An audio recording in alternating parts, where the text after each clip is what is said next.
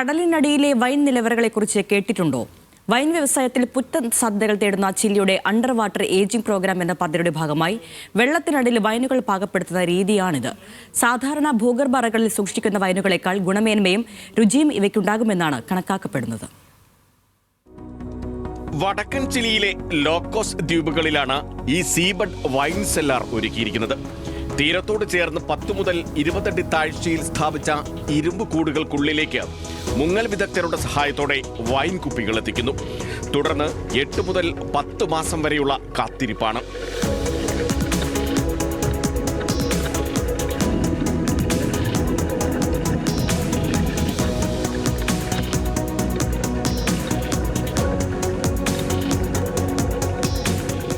കുറഞ്ഞ വെളിച്ചവും താഴ്ന്ന വായുമർദ്ദവും സ്ഥിര താപനിലയും വൈൻ സെല്ലാറുകൾക്ക് സമാനമായ അന്തരീക്ഷം സൃഷ്ടിക്കുന്നു.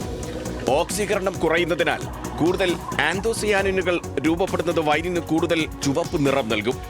സാധാരണ സെല്ലറുകളിലേതിനേക്കാൾ ഗുണമേന്മയും രുചിയുമുള്ള വൈനുകൾ ഉണ്ടാക്കാൻ ഈ മാർഗം സഹായകരമാകുമെന്നാണ് വിദഗ്ധർ പറയുന്നത്.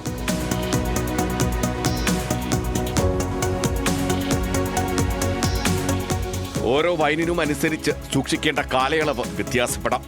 ഷാർഡോണെ, സോവിഗ്നൺ ബ്ലാങ്ക്, പിനോൺ നോയർ തുടങ്ങിയ വൈൻ ഇനങ്ങളാണ് കടലിനടിയിൽ സൂക്ഷിക്കാൻ കൂടുതൽ അനുയോജ്യം.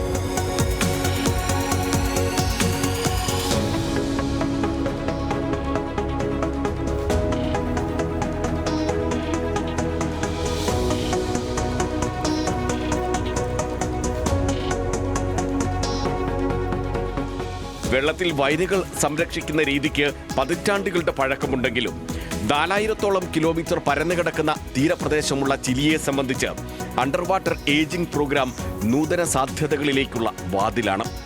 വൈൻ വ്യവസായത്തിന് കരുത്തേകുന്നതിനൊപ്പം വിനോദസഞ്ചാര മേഖലയ്ക്കും പദ്ധതി ഗുണകരമാകുമെന്നാണ് കണക്കുകൂട്ടൽ. International desk, news Malayalam.